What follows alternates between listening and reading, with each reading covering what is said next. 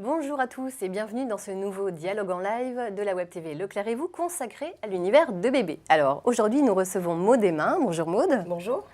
Vous allez répondre à toutes nos questions. Alors Maud, vous avez une fonction qui va vous permettre d'être experte en la matière aujourd'hui, puisque vous êtes représentante de la société Allègre Puriculture qui commercialise les marques Tigex et Nuc. Donc vous en connaissez un rayon, en clair. Exactement. Voilà. Alors vous avez été nombreux à nous poser des questions déjà en amont et vous pouvez continuer à le faire bien entendu en direct, puisque Maud va répondre à toutes les questions. On va commencer ? Oui. Allez, on commence. C'est parti. Naïm nous pose une première question. Elle nous demande à partir de quand commencer la diversification et comment ? Alors, la diversification, on conseille de la commencer aux alentours de 4 à 6 mois. C'est à ce moment-là que le système digestif commence à être bien développé et à ce moment-là également où le lait ne suffit plus à couvrir tous les besoins de bébé. Il faut bien tenir compte du fait que le lait reste quand même l'aliment principal de l'enfant jusqu'à ses 1 an. Mais vous pouvez commencer à partir de 4 à 6 mois à intégrer petit à petit donc des légumes et des fruits pour habituer l'enfant. Pour plus de facilité, on conseille de remplacer l'eau du biberon par un bouillon de légumes pour qu'il s'habitue petit à petit au goût.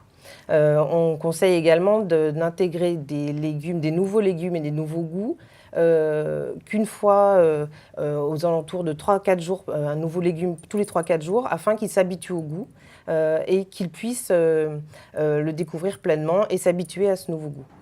Alors on dit qu'il faut une présentation à peu près 6 à 8 fois avant qu'un nouveau légume ou un nouveau fruit soit accepté par l'enfant. Est-ce que c'est vrai ça ? Oui, il faut que l'enfant puisse s'habituer à ce nouveau goût, donc qu'il soit sucré ou salé. Donc l'enfant peut refuser, par exemple, si vous lui présentez un nouveau fruit, il peut le refuser. Il ne faut pas se décourager, il ne faut pas le forcer non plus, mais réessayer le lendemain ou le surlendemain. Et peut-être au bout de quelques jours, il acceptera ce nouveau goût. Après, des enfants préfèrent des saveurs plutôt sucrées, d'autres préfèrent le salé.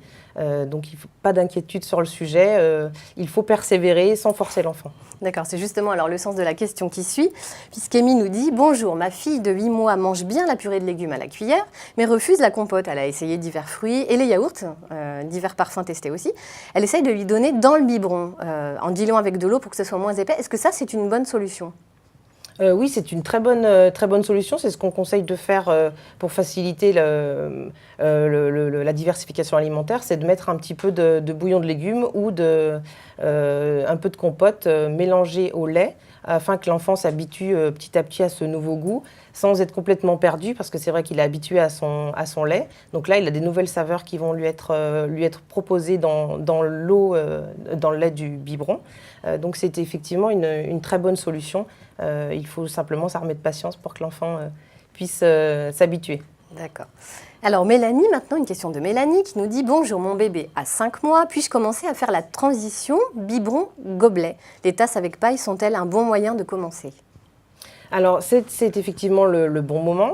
Il faut également y aller par étapes, parce que l'enfant est habitué à la tétine de son biberon. Donc, on dit que l'enfant, quand il tète au biberon, a la bouche en forme de O. Du coup, il faut ensuite, pour qu'il sache boire au verre, qu'il ait la bouche en forme de U. Donc, il y a plusieurs étapes qui vont permettre à l'enfant de passer du biberon au verre. Donc, il existe aujourd'hui beaucoup de tasses sur le marché qui permettent cette évolution de façon progressive du biberon vers le verre. On a d'abord des tasses, par exemple, qui ont des embouts silicone, qui du coup vont pouvoir... l'enfant a toujours ce goût du silicone dans la bouche, donc il n'est pas complètement perturbé. Et ensuite, on a des formes du coup qui évoluent, des formes en U, et qui permettent à l'enfant d'évoluer, d'habituer sa bouche à un nouveau format. D'accord, très bien. Alors maintenant, une question de Mathilde. Bonjour, je voulais savoir jusqu'à quand il est nécessaire de stériliser les biberons. Est-ce que ça se fait encore d'ailleurs, la stérilisation, oui ? Oui, la stérilisation est quelque chose qui se fait toujours. Donc il existe plusieurs types de stérilisation. La stérilisation électrique, la stérilisation vapeur au micro-ondes. Donc il est effectivement important de pouvoir stériliser les accessoires de bébé à sa naissance. Et après, on peut le faire les premiers mois de la vie de l'enfant Après, tout dépend de la maman, ce qu'elle souhaite faire et combien de temps elle souhaite stériliser. Il n'y a pas vraiment de règles, mais... En moyenne, ce serait quoi? Combien de mois à peu près? Jusqu'à combien de mois? On peut faire ça jusqu'à 4 mois. 4 mois, d'accord. Très bien. Merci Maude. Alors maintenant, une question de Nathalie. Biberon à température ambiante ou chauffée, quelle est la meilleure solution, la meilleure technique, on va dire? Alors, il n'y a pas vraiment de meilleure technique. Après, ça dépend également de l'enfant, ce à quoi il a été habitué. Un bébé qui a été allaité a bu du lait à température à 37 degrés. Donc, c'est vrai que si on passe ensuite au biberon, il est bien d'avoir un biberon qui est à peu près cette même température pour qu'il ne soit pas perturbé. Donc, il est intéressant de pouvoir utiliser des chauffe-biberons. Aujourd'hui, c'est vrai qu'on a aussi des chauffe-biberons qui sont express. Tigex propose un chauffe-biberon 60 secondes, donc il nous permet de faire ça rapidement, même pour arriver à... C'est vrai qu'il y a des enfants qui ont faim rapidement, donc c'est un peu c'est un peu l'urgence. Voilà. Donc avec les biberons express, du coup, le biberon est prêt rapidement à la bonne température. Degrés, voilà. Là au moins on est sûr de ne pas se tromper. Exactement. Ouais. C'est des produits qui sont évolutifs puisqu'après ils permettent de chauffer également les petits pots. On a des chauffe-biberons aussi qui sont auto-maison, donc on peut aussi emmener en vacances, en voyage, qu'on peut brancher sur la lime-cigare de la voiture, qui sont relativement compacts et du coup qu'on peut emmener partout. Donc c'est vrai que c'est des produits qui sont importants à avoir dans l'équipement de l'enfant. Très bien. Alors, Mimi, maintenant, une question de Mimi. Bonjour, j'allaite depuis 4 mois, mais je ne sais pas comment va réagir ma fille lorsque je vais passer au biberon. Y a-t-il des astuces pour faire la transition? Alors la transition sein-biberon, c'est vrai que c'est une appréhension pour les mamans, c'est un gros changement. Les mamans, c'est vrai qu'elles ont aussi peur que l'enfant se détache un peu d'elles. Ce qu'on conseille, c'est en milieu de tétée de pouvoir intégrer un biberon au milieu de la tétée, comme ça l'enfant sent quand même la présence de sa mère on essaye de mettre le biberon petit à petit. La deuxième astuce, c'est de tirer son lait et de mettre le lait maternel à l'intérieur du biberon, comme ça l'enfant n'a pas trop de changements en même temps. Il a déjà une nouvelle tétine dans la bouche, donc c'est un changement pour lui. En reconnaissant le goût du lait de sa maman, ça peut le rassurer et aider à avoir une transition sein-biberon plus facile. Généralement, ça se passe bien. Oui. Progressivement, mais ça se passe bien. Très bien. Alors, Cindy, maintenant, nous demande, ma fille de 11 mois se réveille souvent la nuit et ne s'arrête pas si je ne la prends pas dans les bras. Alors, est-ce qu'il y a des astuces, des solutions ? Alors, il y a beaucoup d'enfants qui se réveillent la nuit. Après, c'est vrai qu'on peut avoir pas mal de petits conseils, de petites astuces. L'enfant a besoin d'être rassuré. Donc, le principal, c'est qu'il sente la présence de ses parents. Donc, le prendre dans ses bras est important. Après, on peut avoir des petits accessoires qui peuvent nous faciliter la vie. Mettre un mobile musical au-dessus de son lit. Ce qui va permettre de mettre la musique et du coup de l'apaiser. Il va regarder les petits personnages qui tournent autour de lui et du coup son attention sera sur un autre accessoire. On peut aussi équiper la chambre de veilleuse. Donc, Tigex offre une large gamme de veilleuses, donc des veilleuses multicolores, des veilleuses à projection murale, qui pourront aussi rassurer, apaiser bébé. Il y a bien sûr les sucettes. On sait que l'enfant a un énorme besoin de succion. Donc, c'est vrai que les sucettes Nuc ou Tigex peuvent apporter beaucoup de réconfort. Ça permet aux parents de pouvoir rassurer bébé. Un humidificateur aussi peut assainir l'air de la chambre et du coup apaiser l'enfant. Donc, sans oublier le doudou. Sans oublier bien sûr le compagnon de l'enfant, l'incontournable doudou. D'accord, très bien. Écoutez, normalement avec toute cette palette, ça devrait pouvoir s'arranger. Voilà. Alors Emma maintenant nous demande, ma fille veut manger seule depuis 2 semaines, elle va avoir 20 mois, seulement elle ne mange quasiment rien. Elle ne veut pas que je touche la cuillère pour l'aider, elle mange 3 cuillères et puis c'est tout, et si je veux lui donner, elle recrache tout. Help. Aidez-moi. Alors, comment faire ? C'est vrai qu'il y a des enfants qui ont besoin de développer beaucoup leur autonomie et qui veulent manger tout seuls. L'essentiel, c'est de les laisser faire. Alors après, s'ils ne mangent pas la bonne quantité, il faut prendre le temps et leur laisser le temps de s'habituer, de pouvoir faire leur expérience eux-mêmes. Après, on peut avoir des petites astuces avec des gammes de vaisselle aujourd'hui qui peuvent du coup détourner leur attention, avoir leur personnage préféré C'est vrai que la Reine des Neiges... Ça marche toujours bien. Une bonne solution. On a des petites cuillères aussi ergonomiques qui permettent à l'enfant de se débrouiller tout seul. Il faut lui laisser le temps de pouvoir voilà, de faire sa propre expérience. Après, si, on peut compléter avec un biberon s'il n'a pas assez mangé, mais l'enfant mangera forcément à sa faim. Et avec toutes ces gammes de produits, c'est vrai que ça permet de détourner un peu l'attention sur autre chose. Le repas devient un moment complice avec les parents et ça permet de détendre un peu la situation. D'accord. Donc ne pas s'inquiéter. Même si ça prend un petit peu de temps, c'est pas grave. D'accord. Alors, Tatidi maintenant nous dit, voilà, bonjour, je suis maman de jumeaux de 7 mois. Ma question, à partir de quel âge peut-on les séparer, chacun dans sa chambre? Vaste question. Oui. Je pense qu'il n'y a pas forcément de règles. Après, chaque maman fait comme bon lui semble. On peut peut-être commencer par commencer à les séparer au moment d'une sieste pour que la séparation soit moins brutale plutôt que de commencer par les séparer la nuit. Et puis, si on voit que ça se passe mal, on les remet ensemble. Et tout apprentissage doit faire son chemin tranquillement. Donc, il faut essayer, pas avoir peur de faire machine arrière et de retester quelques jours plus tard pour que l'enfant puisse s'habituer. Et puis après, c'est pas forcément une obligation de les séparer non plus, peut-être. Donc après, c'est en fonction de chaque enfant. Exactement. Certainement.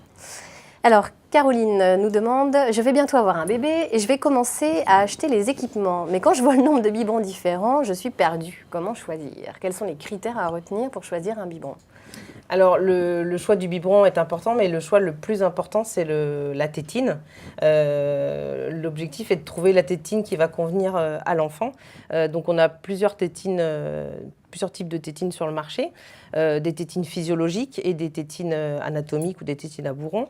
Donc la tétine physiologique, c'est une tétine comme celle de Nuc, qui est une tétine asymétrique, qui a déjà une forme très particulière, c'est la forme du sein de la maman en bouche, donc qui peuvent permettre de faciliter une transition sein-biberon, justement. Ensuite, on a des tétines anatomiques, donc des tétines qui sont proposées par Tigex avec donc un format avec une forme plus ronde qui reproduit la forme rebondie du sein de la maman. Et cette tétine-là, en fait, sera déformée par l'enfant avec l'effort de succion. Donc déjà, il faut trouver la forme qui convient le mieux à l'enfant. Ça veut dire qu'il faut acheter les deux et faire des essais ou... C'est vrai qu'on conseille une tétine physiologique pour la maman qui peut avoir allaité au départ, comme ça la transition est plus simple. Une autre chose qui est importante de choisir, c'est la taille. Donc il faut une taille qui soit bien adaptée à la taille de la bouche de l'enfant.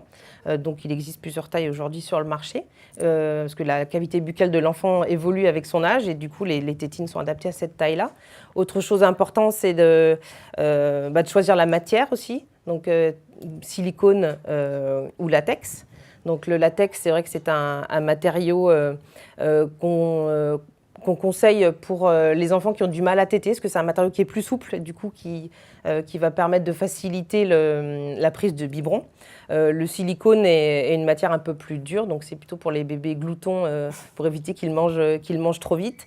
C'est un matériau aussi que les mamans aiment bien parce qu'il est clair, il se stérilise mieux et s'altère moins avec le temps que le latex. Dernier point intéressant et important à voir, c'est qu'il faut avoir un système de ventilation aussi sur les tétines qui permettent la régulation d'entrée d'air dans la tétine et qui évitent le hoquet à l'enfant et les régurgitations. D'accord. Alors, le système de ventilation, vous trouvez ça où? C'est sur la tétine, un petit trou qui permet de ventiler l'air et du coup, la tétine ne se rétracte pas et l'enfant peut boire régulièrement sans faire de pause. Très bien, merci pour ces conseils. Alors maintenant, on va passer à une question de Linda, mais on reste dans le domaine de ce qui se met dans la bouche. On m'a dit que les sucettes déformaient le palais. Est-ce vrai? Non, les sucettes ne déforment pas le palais. Aujourd'hui, on a des formes. De choses qui se disent là-dessus. On a des formes, justement, des formes physiologiques aujourd'hui qui sont vraiment adaptées à la cavité buccale de l'enfant et qui sont là pour justement apporter un bon développement buccal. Donc, on a une partie plate qui permet de bien positionner la langue sous la sucette. On a des canaux de flexibilité qui qui permettent d'avoir une sucette qui est très flexible en bouche, un embout qui est très fin, donc qui permet à l'enfant de bien fermer sa bouche et de ne pas avoir la bouche ouverte, semi-ouverte. Et on a donc des tétines qui sont asymétriques, qui peuvent permettre justement un bon développement, parce que parfois l'enfant naît avec la mâchoire inférieure un peu en retrait, et ce phénomène de succion et avec une tétine physiologique permet à la mâchoire de retrouver une bonne position de la mâchoire et donc un bon développement buccal. Donc les tétines modernes sont tout à fait adaptées au développement de la bouche de l'enfant. Il n'y a plus de problème, on va dire. Rassurons tout le monde. Très bien. Alors Caroline d'ailleurs qui dit « c'est encore moi ». Je voulais savoir aussi pour les tétines s'il y avait des conseils pour les choisir. Là, je pense que vous avez répondu. Voilà, en gros, c'est ça. Voilà Caroline, soyez rassurée, pas de souci, vous pouvez choisir des sucettes pour votre enfant. Alors, comment savoir, nous demande Karen, à quel moment changer de vitesse de tétine? Parce que vous avez abordé la question tout à l'heure, les différentes vitesses. Je trouve que ma fille de 7 mois met beaucoup de temps à boire son biberon, alors que quand je mets la tétine 3, elle s'en met partout. Donc en gros, il y en a une où peut-être un peu trop rapide et l'autre un peu trop lente. Comment faire pour trouver la bonne vitesse? Alors c'est vrai que c'est toujours le moment du changement de taille de perçage ou de vitesse peut être compliqué. Après, c'est ce que je disais tout à l'heure, hein, on peut revenir en arrière, essayer de retester un autre jour. Il faut s'installer bien confortablement pour pas que l'enfant se sente stressé.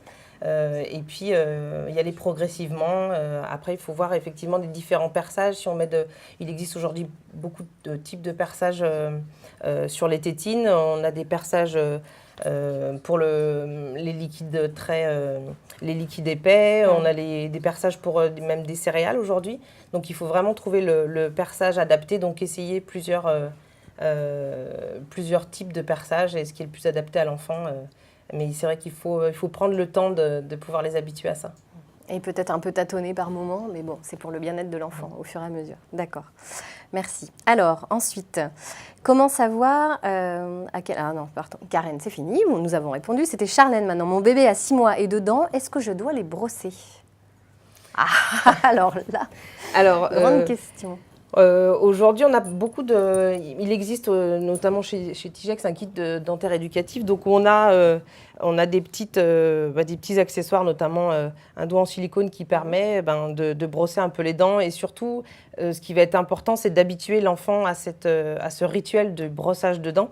Pas forcément besoin de le brosser vraiment avec du dentifrice, mais au moins de l'habituer à cette période-là. C'est quelque chose qui va permettre aussi de soulager les gencives. Donc on a un doigt en silicone, on a une petite brosse qui permet de soulager les poussées dentaires et la petite brosse à dents qui va permettre à l'enfant ensuite de pouvoir se brosser les dents tout seul. Donc voilà, l'idée c'est vraiment de l'habituer à ce rituel, voilà. Et qu'il y prenne du avec plaisir, des accessoires, en fait, exactement, ouais. que ça commence par être un jeu et ensuite que ça ne soit pas une contrainte. Exactement. Très bien. Alors, maintenant, une question d'Anne. Bonjour, je suis enceinte et je vais accoucher dans 1 mois. Je pensais allaiter mon bébé, mais tirer régulièrement mon lait afin que le papa puisse donner le biberon. Est-ce que le fait d'alterner sein et biberon ne va pas être déboussolant pour mon bébé?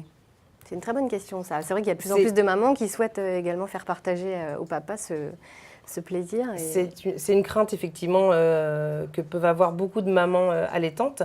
Donc, aujourd'hui, les tétines physiologiques, justement, permettent d'éviter ce refus du sein, parce que c'est vrai qu'avec une tétine, l'enfant peut peut-être trouver plus de facilité à manger, et du coup les mamans ont une crainte, c'est que les enfants se détournent du sein maternel. Mais avec les tétines physiologiques, du coup, si on met le lait maternel à l'intérieur du biberon, ça peut être une bonne solution, et l'enfant ne va pas se détourner du sein, parce que tout est fait avec ces tétines pour qu'il retrouve exactement la forme du sein de la maman. On a des matériaux souples qui du coup retrouvent la souplesse du sein maternel.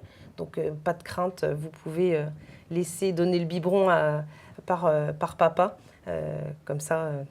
Ça permet aussi de soulager la maman. Et puis bébé est ravi parce que papa et maman peuvent le nourrir de la même façon. Alors, une question de Christelle maintenant. Merci Maud. Mon petit garçon de 2 ans mange plusieurs fois d'un nouvel aliment qu'il paraît apprécier, puis le refuse, comme le poisson par exemple, ou la purée de pommes de terre. À la vue de l'aliment, il pousse son assiette.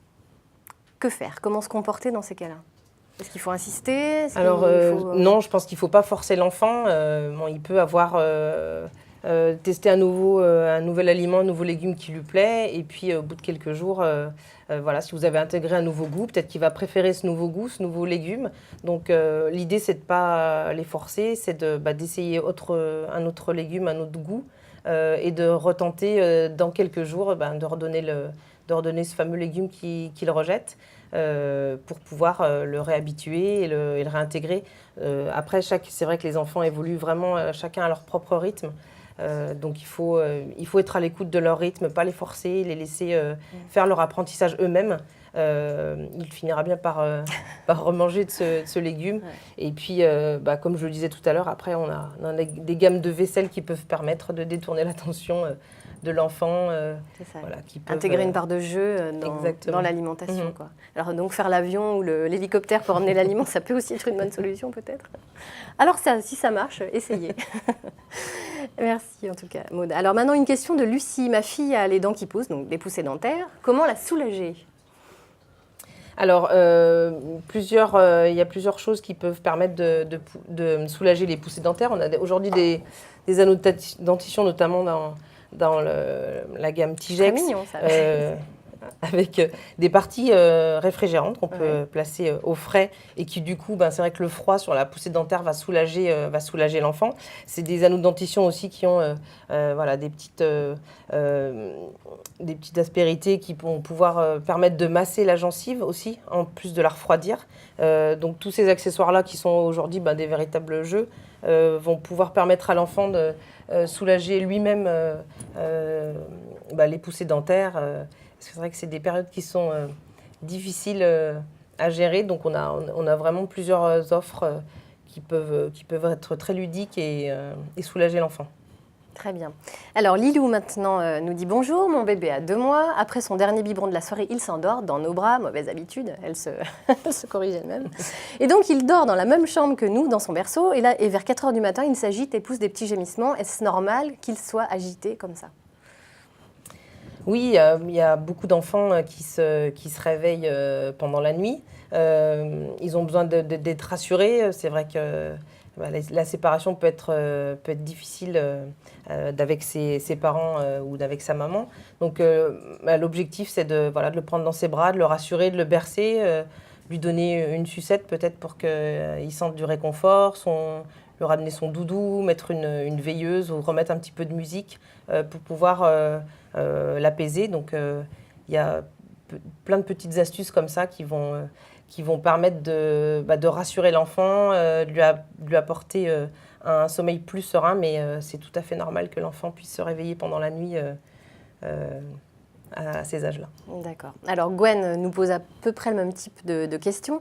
Elle dit que son bébé a 2 mois et qu'il commence à faire ses nuits, mais le problème c'est qu'il pleurniche dès qu'on lui remet, donc on lui remet sa sucette, etc. Mais ça recommence. Est-ce qu'il a un problème selon vous avec le sommeil? Mais bon, en gros, oui, c'est ça, c'est cette période un petit peu où le sommeil n'est pas encore totalement bien installé. Stable. Voilà. Il faut aussi essayer de mettre en place des rituels avant le coucher pour avoir toujours la même habitude.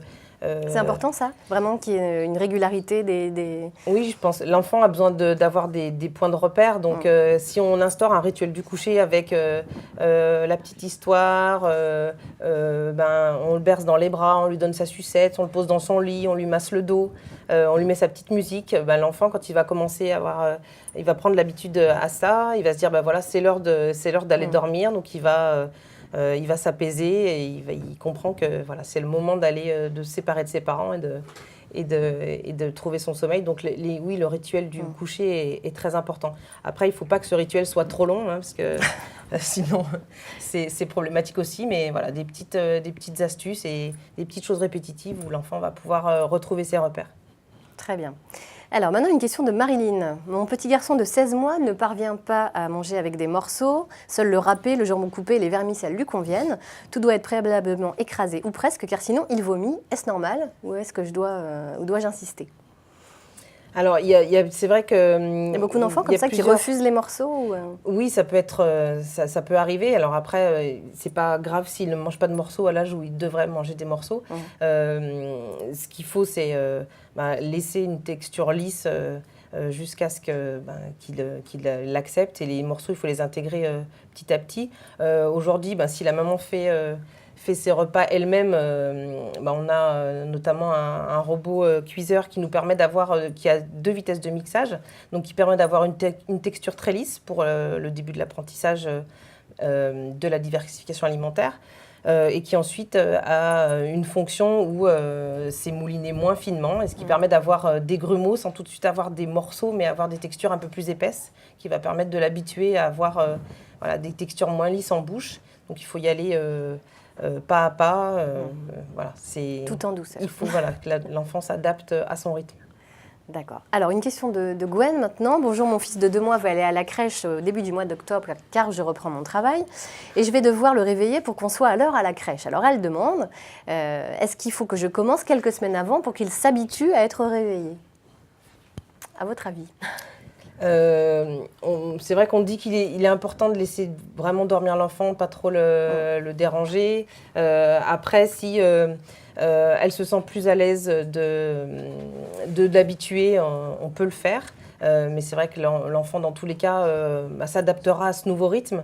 Il n'est peut-être pas nécessaire de commencer trop tôt à le réveiller plus tôt, autant qu'il se repose un maximum.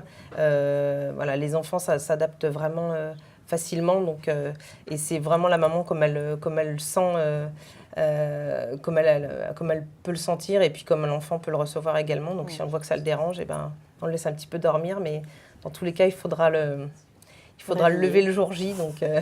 Et est-ce qu'elle peut commencer à le coucher un peu plus tôt, peut-être? Ça peut être une solution aussi pour qu'il ait son heure de sommeil. Très bien. Nécessaire. Très bien. Alors, une question de Monica maintenant. Ma fille n'aime que le sucré, tout le reste, elle peut le manger, mais à contre-cœur et en petite quantité. Son goût ne la porte que vers les choses sucrées, type yaourt, compote, fruits, gâteaux. Jusqu'à quel âge est-ce tolérable? Quelle carence cela peut engendrer et comment modifier son goût? Merci de votre aide.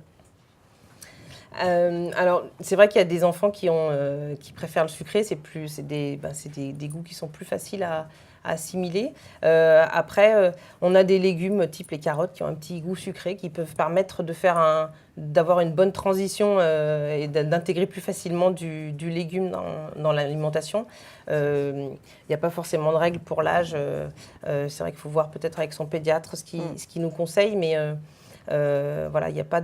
il faut prendre son temps et essayer de reproposer tous les 3-4 jours des nouveaux légumes ou des légumes un petit peu sucrés, du coup, qui pourront faciliter l'intégration de ces légumes si l'enfant a plus tendance à aimer les saveurs un peu plus sucrées. Très bien.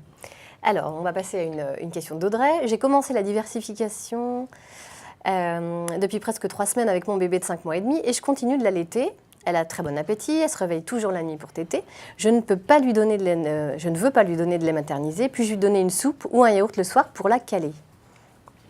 Oui, complètement. C'est des choses qui peuvent être mises en place. Une soupe dans un biberon ou pourquoi pas mettre des petits vermicelles ou des pâtes très fines moulinées pour pouvoir caler l'enfant, pour qu'il puisse faire sa nuit, qu'il ait suffisamment mangé. Ça peut être effectivement une bonne solution. Très bien, d'accord, merci. Alors, il reste assez peu de temps pour ce live chat. N'hésitez pas à poser toutes vos questions. On profite de la présence de Maude qui vraiment nous éclaire sur beaucoup de sujets. Alors, on a maintenant une question de Léa qui nous dit « Biberon en verre ou biberon en plastique, quel est le mieux ?» Alors ça, c'est un grand débat. Un grand débat. Très, très grand débat. Alors, il n'y a pas de bonne ou de mauvaise solution ou de bon ou mauvais choix. C'est vraiment en fonction de ce que la maman a envie. L'avantage aujourd'hui du biberon plastique, c'est qu'il est plus léger. Donc c'est vrai que si l'enfant boit le biberon tout seul, c'est quand même plus facile pour lui. Certaines mamans aiment bien les biberons en verre parce qu'elles ont l'impression que c'est un matériau qui s'altère moins. avec le temps, c'est vrai. Après, c'est vrai que le biberon en verre casse, donc ça peut être problématique. Donc c'est vraiment en fonction de ce que la maman a envie. Il n'y a vraiment pas de bonne ou de mauvaise solution. Aujourd'hui, on a des biberons en polypropylène qui sont vraiment hyper transparents.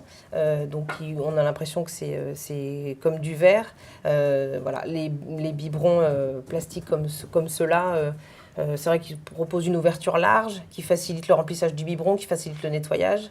Donc c'est vraiment en fonction de ce que la maman a envie de faire, mais il n'y a pas de mauvais choix ou de bon choix. Voilà, c'est une question de sensibilité Exactement. propre. Voilà. Alors maintenant, une question de Julie. Mon fils perd tout le temps sa sucette. Avez-vous une solution pour en racheter, pour éviter d'en avoir à en racheter tout le temps? Alors, pour la journée, on a des accessoires effectivement qui existent, les attaches sucettes. Donc, c'est vrai que ça nous permet d'attacher la sucette aux vêtements de l'enfant. Donc, en balade, au parc, dans la poussette, voilà, ça évite que la sucette tombe par terre. Après, la nuit, c'est vrai que l'astuce, c'est de mettre 2-3 sucettes dans le lit pour que ils puissent toujours en avoir une à proximité. Et ce qu'on fait aujourd'hui également dans le gamme Tigex et Nuxe, c'est des sucettes phosphorescentes qui permettent à la maman en pleine nuit de pouvoir retrouver facilement la sucette, et à l'enfant quand il est un peu plus grand de pouvoir retrouver lui-même sa sucette. Très bien. Alors, pour ceux qui, au contraire, souhaitent que l'enfant se passe de la sucette, c'est une question de Karine. Comment aider mon bébé à se passer de sa sucette? Parce que pour beaucoup, finalement, c'est quand même problématique d'avoir à chercher la sucette tout le temps. Est-ce qu'il y a des astuces? C'est vrai que c'est très difficile. Après, il y a des enfants, tout dépend vraiment de l'enfant. Il y a des enfants qui ont un fort besoin de succion, qui ont besoin d'être rassurés plus longtemps que d'autres. Donc, c'est difficile de les couper de ce besoin naturel et physiologique. Donc il faut prendre le temps, les adapter, essayer de les habituer petit à petit, peut-être leur dire on utilise la sucette que pendant les siestes et la nuit, la journée ça reste avec doudou dans le lit. Voilà, essayer de mettre en place des règles comme ça. Je pense que vraiment l'objectif c'est de ne pas brusquer l'enfant, de le laisser faire à son rythme, mais voilà, lui proposer des petites solutions comme ça où on se dit la sucette c'est pendant les dodos, et on les laisse la journée, et petit à petit l'enfant se déshabituera de ce besoin de succion. D'accord, excellente astuce. Alors, Belinda maintenant nous demande: qu'est-ce que vous pensez des tasses d'apprentissage pour apprendre au bébé à boire autrement qu'au biberon? Est-ce bien, et à partir de quel âge?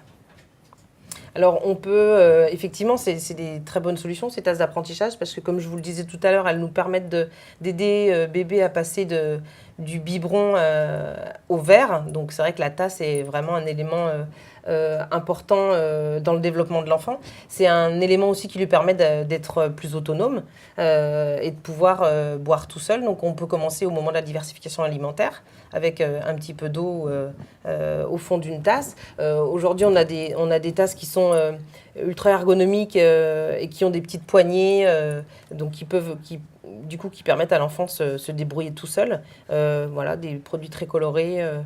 Donc c'est effectivement un passage, je dirais, obligatoire entre le biberon et le verre, parce que les premières expériences au verre peuvent être un peu problématiques. Assez désastreux. Voilà. Donc c'est vrai qu'on a des biberons nomades, enfin des tasses nomades anti-fuite qui permettent à l'enfant de passer progressivement avec des matériaux au départ silicone, qui sont ensuite de plus en plus durs et qui vont lui permettre de passer enfin au verre. Mais voilà, il faut faire par étapes. Et je pense que la tasse, effectivement, est une très bonne solution. D'accord, très bien. Alors maintenant, une question d'Audrey. Il paraît qu'il existe des biberons anticoliques. Est-ce que ça marche? Parce qu'apparemment, ce serait vraiment miraculeux. Est-ce vrai? Est-ce que ça peut convenir en tout cas à certains enfants? Alors, effectivement, on a des tétines, c'est ce que je vous disais tout à l'heure, qui ont des systèmes de ventilation qui permettent justement de réguler l'entrée d'air dans le biberon. Du coup, l'enfant ne fait pas de pause pendant qu'il mange, et il avale moins d'air en fait, et ce qui du coup limite les coliques, le hoquet. Donc c'est effectivement quelque chose auquel il faut faire attention quand on achète son biberon et sa tétine, c'est qu'il y a un système de ventilation qui va permettre justement à l'enfant de pouvoir avoir moins de coliques et de manger plus sereinement. Très bien. Alors maintenant, Marie nous dit: mon enfant veut manger tout seul, mais il en met partout. Que faire? Alors, la main dans la tasse, est-ce qu'on peut éviter ça? Éviter, non. C'est voilà, la diversification alimentaire, c'est un passage voilà, qui est des fois un peu chaotique, mais il faut laisser l'enfant faire son expérience. Il en met partout, bah, c'est pas grave. On a aujourd'hui des bavoirs, toute une gamme de bavoirs qui existe avec un petit réceptacle si jamais il fait tomber des aliments, avec des bavoirs à manches si vraiment l'enfant met partout. Voilà, donc il faut le laisser, effectivement, même s'il en met un peu partout, c'est pas dramatique. Il apprendra à manger proprement plus tard, mais il est bon de le laisser se débrouiller tout seul pour qu'il puisse se développer, acquérir de l'autonomie pendant les repas. On a aujourd'hui des gammes de vaisselle, voilà, on a des petits jeux où il peut faire le puzzle en mangeant. Voilà, avec les bavoirs et tous les accessoires du repas qu'on peut avoir à disposition. Il faut laisser l'enfant faire son expérience, même s'il en met un peu de partout. Même si les murs de la maison s'en souviennent, c'est pas grave. Alors, une question d'Audrey maintenant. Est-ce qu'on peut mettre les biberons en plastique au lave-vaisselle? Oui, tout à fait. C'est des accessoires qui peuvent être passés au lave-vaisselle, qui peuvent être lavés aussi effectivement avec goupillon, liquide nettoyant spécial biberon qui permet d'enlever vraiment les enzymes des produits laitiers, mais pas de souci. Très bien. Ça évite de faire la vaisselle encore. Alors, Véronica maintenant nous demande, ma fille n'aime vraiment pas prendre le bain. Est-ce que vous avez des astuces pour que cela devienne un plaisir? C'est vrai que ça peut être un moment délicat. Parfois. Ça peut être un moment effectivement compliqué, le moment du bain. L'objectif, c'est qu'on arrive à transformer ce moment qui peut être angoissant pour les enfants ou contraignant en moment ludique. Donc on a beaucoup de choses aujourd'hui qui permettent de faire de ce moment un véritable plaisir avec des jouets de bain. Si l'enfant est en âge de tenir assis, on peut l'installer dans un anneau de bain dans la baignoire. Donc Tigex a des anneaux avec des petits jouets sur l'anneau de bain qui permettent de l'occuper et de pouvoir qu'il puisse s'amuser pendant le bain. Il y a toute une gamme de produits aujourd'hui, de petits cracheurs, des petites épuisettes, des petits animaux flotteurs qui peuvent faire de ce moment, qui peut être une petite contrainte et une angoisse pour les enfants, un véritable plaisir. Très bien. Écoutez, merci beaucoup Maud. Plaisir, c'est le mot, je pense. On a eu beaucoup de plaisir à répondre à toutes vos questions et merci pour vos conseils. On vous dit à très bientôt, à un prochain dialogue en live consacré à l'univers de bébé. Et puis, passez une excellente journée. À très bientôt. Merci beaucoup.